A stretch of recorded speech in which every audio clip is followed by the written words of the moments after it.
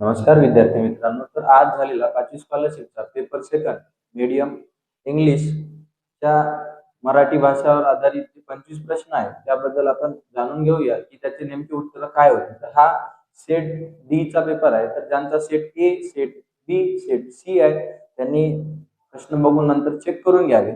तर आपण चालू करूया. तर पहिलं काय आलं होतं बाळा, 1 ते 3 म्हणजे पहिला प्रश्न आणि दुसरा प्रश्न आणि तिसरा प्रश्न या कवितेवर आधारित होता. तर आपण डायरेक्ट प्रश्नाला चालू करूया. कवितेतील वर्णानुसार फुलपाखरांनी काय केले. तर बाळा हित आहे बघा, सुंदर फुलांनी फुललेल्या वेली फुलपाखरे गोळा झाली, फुलांवरती बसून त्यांनी रंग वेगळा देऊन गेली. तर बाळा फुलांना त्यांनी वेगळा रंग दिला, म्हणजे ऑप्शन नंबर 3 जे आहे ते आपलं करेक्ट उत्तर आहे. त्यानंतर दुसरं आहे बघा, स्वप्न कोण रंगवत आहे. तर स्वप्न कोण रंगवत आहेत, पक्षी रंगवत आहेत. इथं पहिल्याच आहे, झाडावरती बसून रंगवा लागले स्वप्न सुंदर. पक्षी जे आहेत ना ते काय करत होते, त्यांचे स्वप्न रंगवत होते. म्हणजे काय येणार याचं उत्तर, दुसऱ्याचं पक्षी येणार. तिसरं, कवितेतील वर्णानुसार अयोग्य विधान कोणते. तर बाळा सूर्यकिरण मोती बनून राहिले आहेत. तर बाळा हे आलेलं आहे कवितेमध्ये, ते आपलं उत्तर नाहीये. मग अयोग्य नाही, ते योग्य आहे. गवताच्या पात्यांना दवबिंदूंनी सजवले, हे पण करेक्ट आहे, करेक्ट आपलं उत्तर नाही. त्यानंतर निसर्गातील अनुभव मनात धरून ठेवावे, हे पण नाही. पहाटे पक्षी गात आहेत, हे कवितेत आलंच नाही, म्हणजे हे अयोग्य विधान आहे.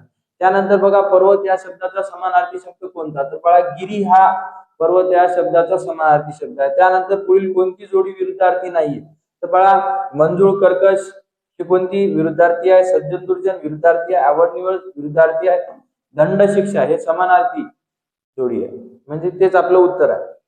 60 वर्षांनी साजरा होणारा उत्सव या शब्दसमूहाबद्दल एक शब्द निवडा. तर बाळा ह्यासाठी येते हीरक महोत्सव. कोणता महोत्सव, हीरक महोत्सव. त्यानंतर प्राणी व त्याचा ध्वनिदर्शक शब्द यातील चुकीचा पर्याय निवडा. तर बाळा कबूतर घुमणे, कोंबडा आरवणे, साप फुसफुसणे हे बरोबर आहे. म्हैस हंबरणे येणार, रेंकणे येते, गाईचं हंबरणे येते, म्हणजे हेच काय आपली चुकीची जोडी आहे.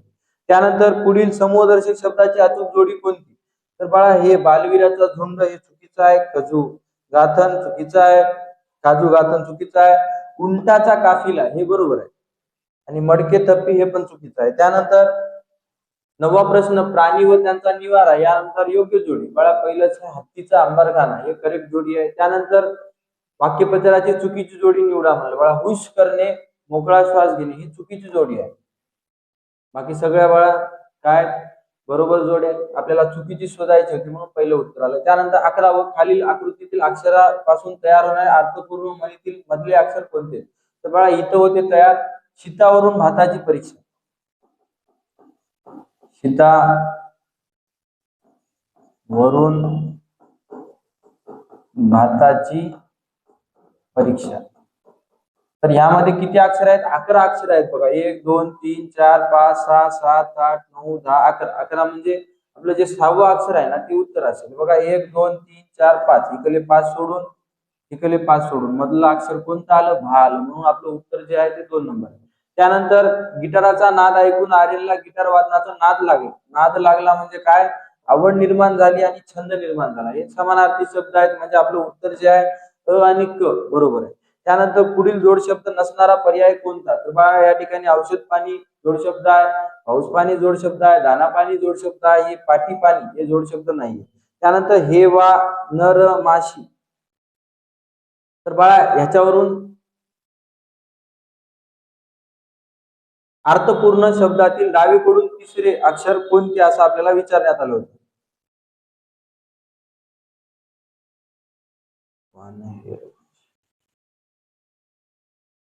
बाळा वानहेर माशी असा काहीतरी वर्ड तयार झाला, त्यामध्ये जे तिसरं वर्ड आलं ना ते हे आलं, म्हणून आपलं जे 14चं उत्तर आहे ते 4th आहे.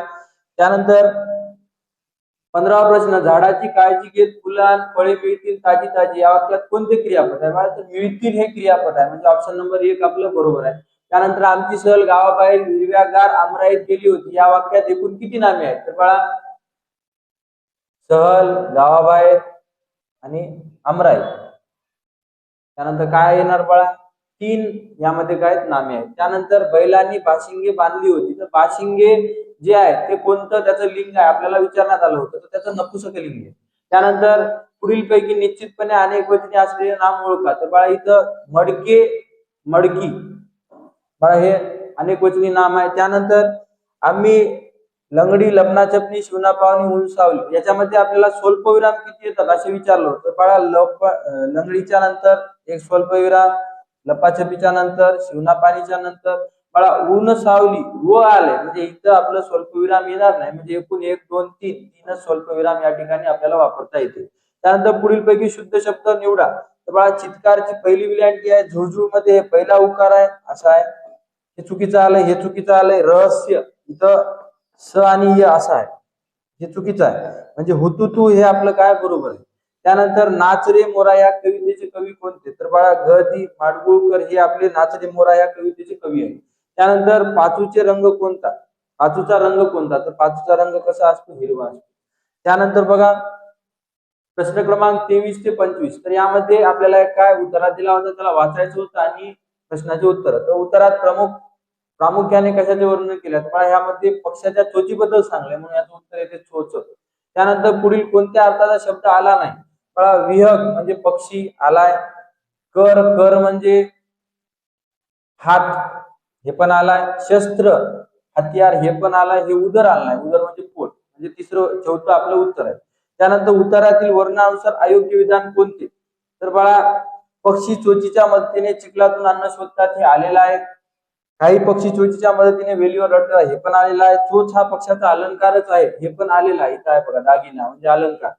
म्हणजे पहिलं झाडावरील घरटे बांधण्यासाठी पक्षी पायाच्या नखांचा अधिक उपयोग करतात हे आलं नाही. म्हणजे हेच काय आपलं अयोग्य विधान आहे. अशा प्रकारे आपले इंग्लिश मीडियमच्या पेपर सेकंडच्या मराठीच्या 25 प्रश्नाचं डिस्कशन या ठिकाणी झालेलं आहे. तरी तुमचे जे आन्सर्स आले ते कमेंटच्या सहाय्याने आम्हाला कळवा की तुम्हाला एकूण 50 पैकी किती गुण मिळत आहेत. थँक्यू.